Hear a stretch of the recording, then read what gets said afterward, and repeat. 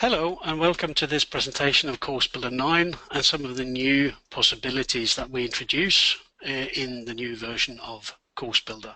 My name is Sven-Ove Sjøløst. I'm head of product for CourseBuilder, and I'll try to take you through all of the new features and possibilities that you gain with CourseBuilder 9. CourseBuilder 9, the main theme for CourseBuilder 9 is xAPI, or Experience API, and I'll try to explain a little bit about why, what, and how. What can you gain from using xAPI? And it's all about information. If we look at the information we get today when we run learning on our learning management systems, it's typically SCORM, and the information we get is very gradebook-like information. It's focused on the student, and you get basic information like he's completed the course, he started the course. You may get information on how he scored on a test, if he passed or failed a course. You can see the time he spent on the course, and the information is objective, very basic information about course usage. Also, when running SCORM, the content is locked to be accessed from and tracked to a single learning management system.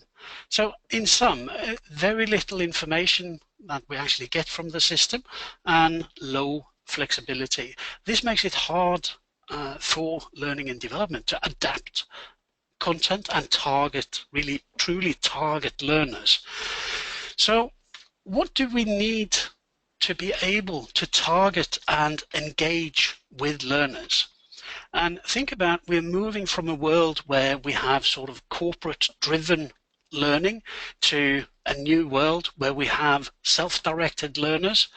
And to cater to self-directed learners, we not need a lot more information about our learners. For instance, their behavior patterns. When do they access learning? How do they access learning? What are their interests? What are their preferences? What are their reactions to your content? How's their engagement? How does that match up with their activity level?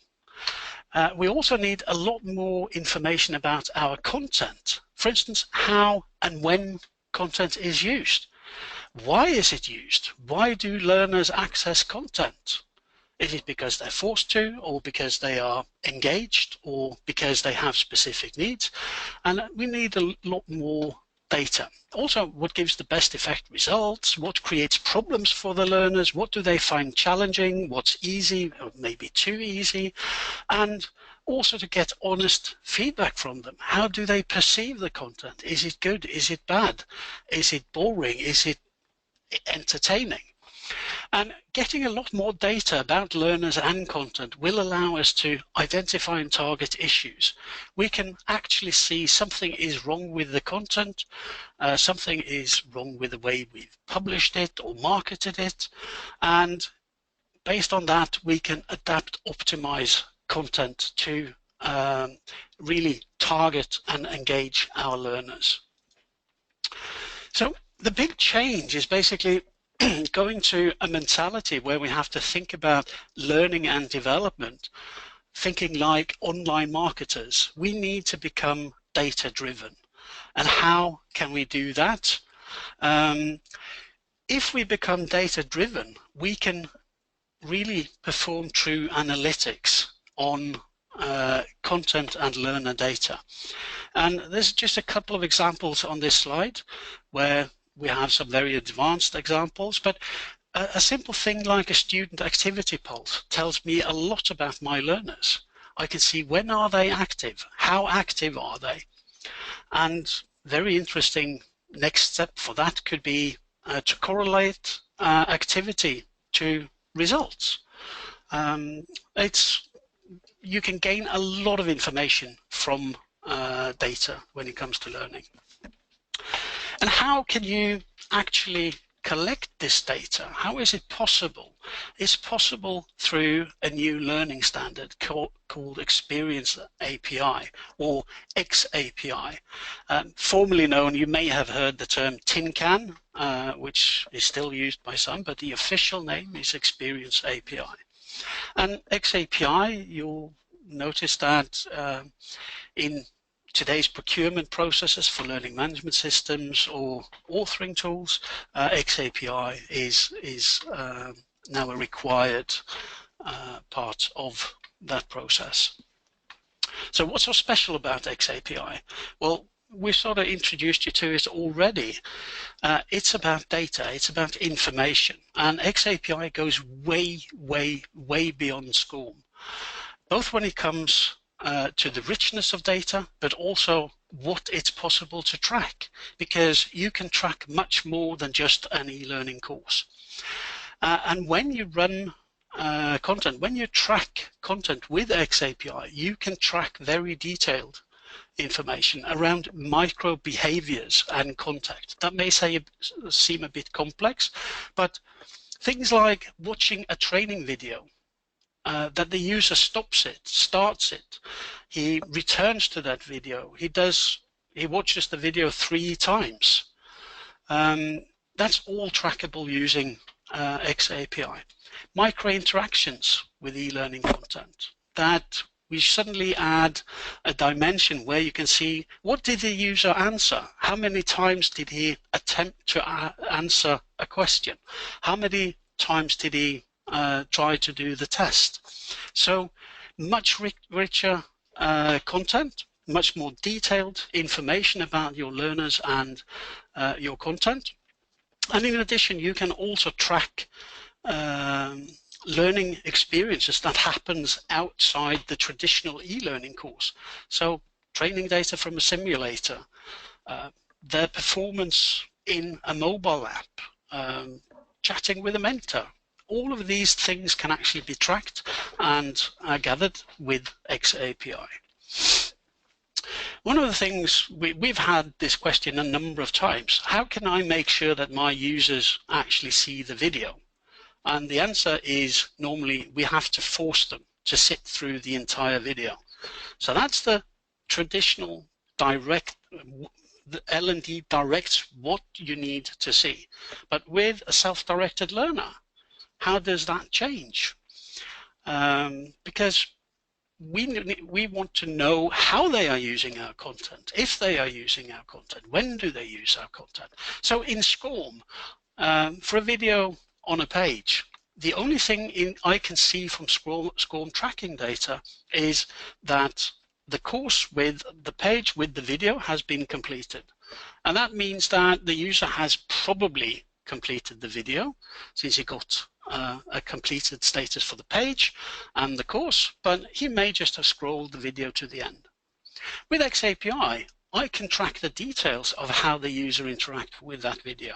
I can see when he played it, when he paused it, when he completed the video. I can see if he skipped parts of it, basically just scrolled past parts of it. I can see how much time he spent. I can see how many visits he had, and the behavior for each visit. So a lot more detailed tracking. If you spend 10,000 euros on creating a video, how your target group is actually using and experiencing that video is very, very important for you to know. So how does xAPI track all of these activities?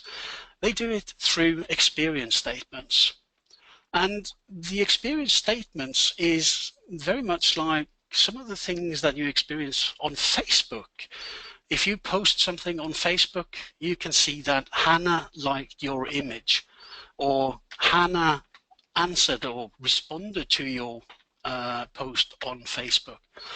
And that concept of experience statements going into a stream of activities is very much at the core of xAPI. So we'll track that Hannah answered question 5 in a course. We'll not only answer that she track that she answered it, but whether she answered it correctly, which options she selected, and how many times she tried before she got it correct. So there's a lot of additional information that's added to these statements. Timestamps, time spent, results, options, etc. So how does xAPI do all of this? Basically, we track everything to a central database, the Learning Record Store, or LRS.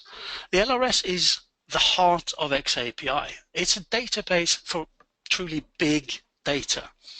It can be part of an xAPI compliant LMS, or you can use an LRS standalone. So very easy for you to go out and get started with using an LRS. You can get an LRS from as low as $100 per month, or depending on your needs.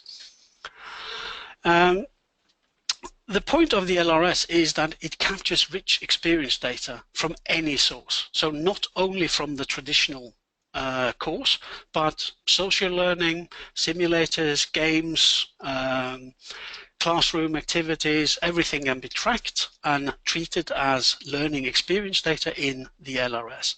And the LRS is the foundation for data-driven learning and analytics.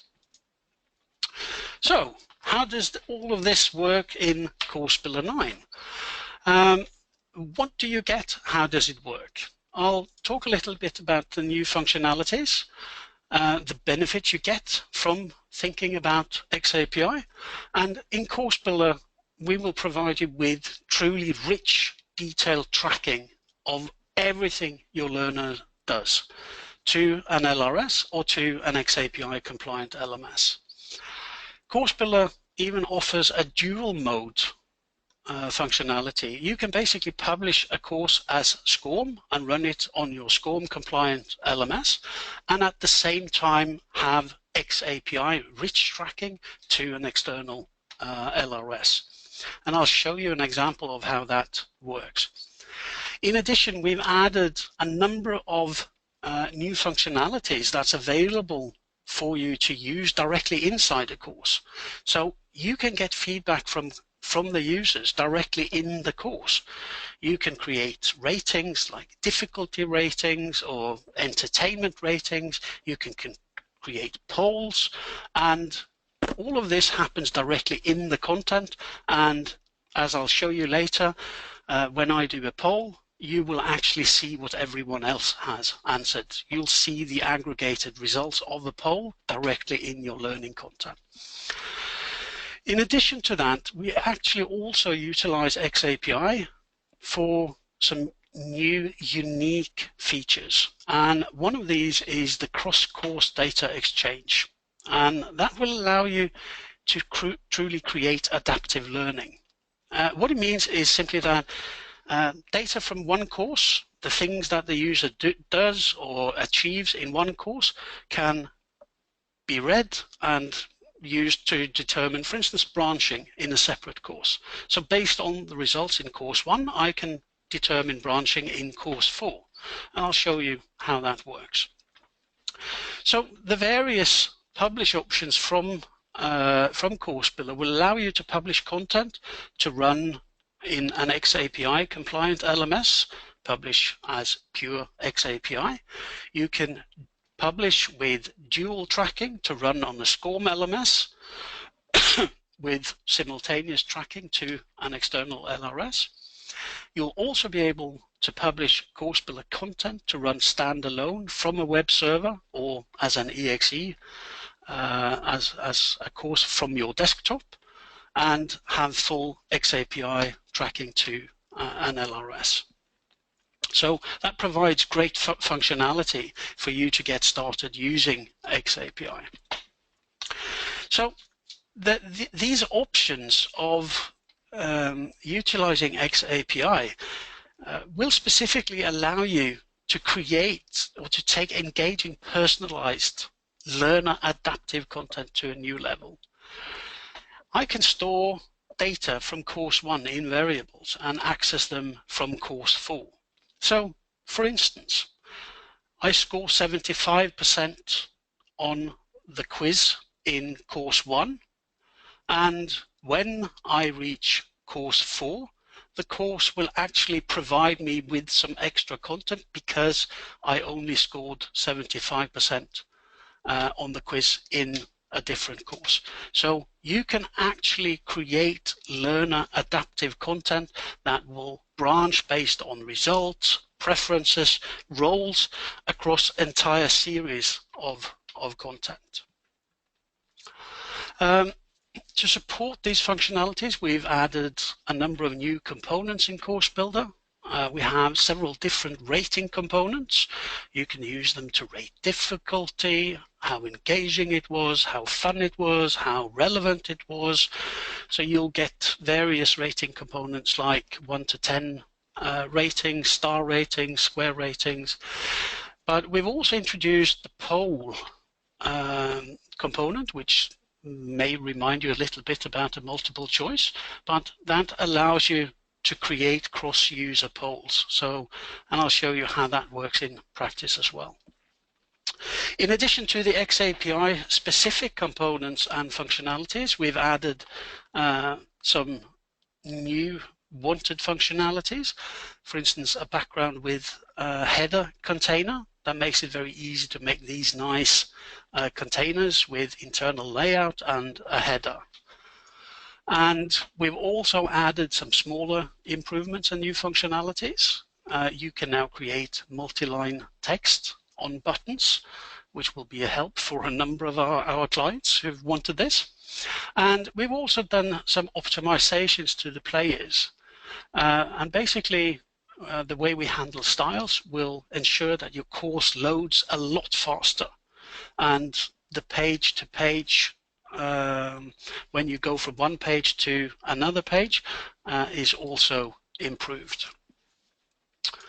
And I'll go to a live demo, and just to prove my point and show you how this can work in practice, I've published a couple of courses to Learning Gateway, our LMS, and I'll show you how, and this is SCORM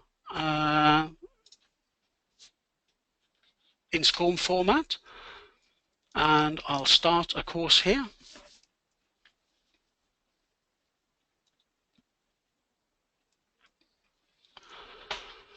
And some of you may have seen this course before, but in this case, I'll enter my name, Hannah, I'll enter my level or role, and I'll select my learning preference, a pre-post testing scenario, instead of the traditional theory first, then test.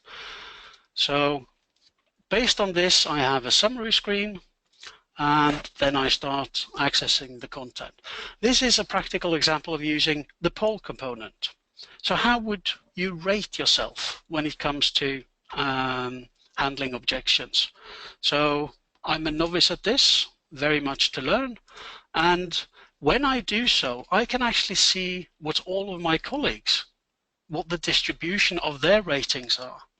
So that's one example of using the poll. I could have used the rating component as well, of course.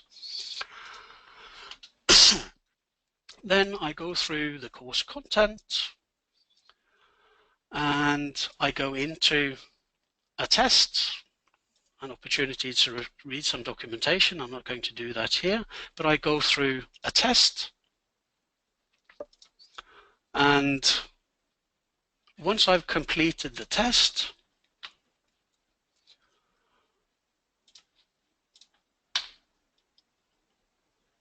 I get a score of 75%. And again, an example of using the rating to tell me more about my content. I can actually find out, how do the users perceive this test? Was it hard? Was it difficult? Was it easy? So direct feedback will allow you to get a lot more information about the learners. Then I go into the course content, and I can go through theory based on my results and role, etc. But I'm just going to cut this course here, and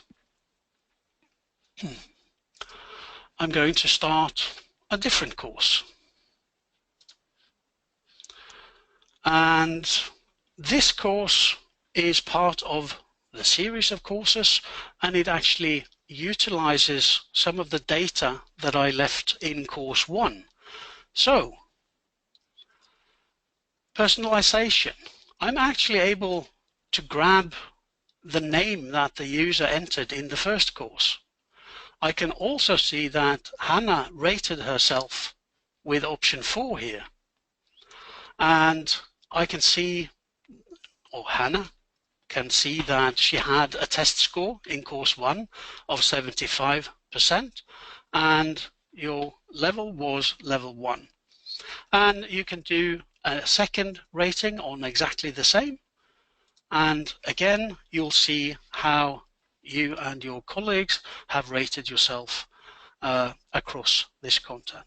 So in practice, this is data sharing between courses, and the next screen I go to, I will actually perform branching here based on the results of the test in course 1. So I scored 75%, and in this case it takes me to some repetitional material because I didn't have a perfect score. You can branch on a number of things other than a quiz result, but in this case, as a simple example, basically saying that, well, you didn't have a perfect score, so you need to go through some extra information. And on the second page here, just to show some of the new functionalities around multi-line buttons and the containers with headers and layouted content inside of it. So these new functionalities will make it a lot easier for you to create slick, nice looking content. So that was the practical example, and I'm basically running a SCORM 1-2 course from Learning Gateway. I could run it from SCORM Cloud or any other SCORM compliant LMS, but with actual tracking to an external learning record store.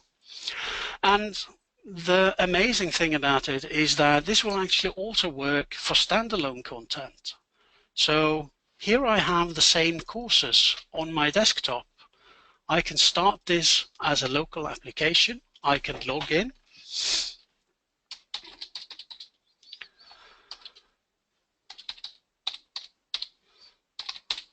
And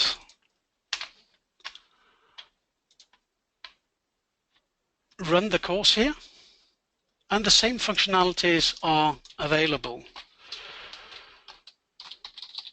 So in this case, I'll use my own name.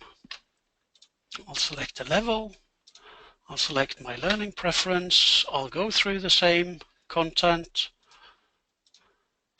And as you can see, it actually fetches the same data from the learning record store that I got when I ran it from the LMS. So even when running standalone from a web server or from your local hard drive, you will actually be able to utilize xAPI data fetched from the learning record store. So I can go through, and as you can see, this is exactly the same. I do the same test.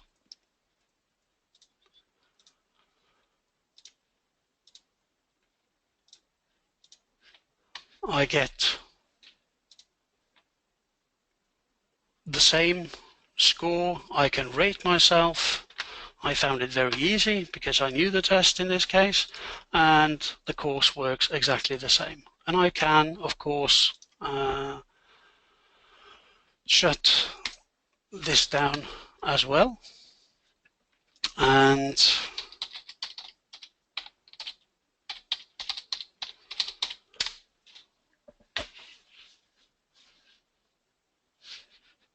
access the course. That was just to check what I had logged in as. And I will access the second course again from my local hard drive and log in. And as you can see, I will get the same results that are fetched from the LRS. So even when running your content standalone outside an LMS, you can still track, you can still use the data sharing, the cross-data functionalities in CourseBuilder. And that is unique functionality in CourseBuilder. So I now feel like an expert at handling objections. And again, I go through, I get the same branching as the LMS user did. And all of this data, my tracking, is stored in the Learning Record Store. So that was a couple of practical examples of what you can do with CourseBuilder and using xAPI. And that basically leads me to the end of this presentation. And we will post a lot of information on the CourseBuilder communities. So please, any question that you have or to find more information about how to work with xAPI, go to the CourseBuilder community and ask your questions there. Look at the content that we will provide over the coming weeks. And you are, of course, very welcome to contact us if you want advice or help in starting to plan your move towards xAPI. That's all for today. Thank you very much for listening, and I will talk to you at a later time. Bye-bye.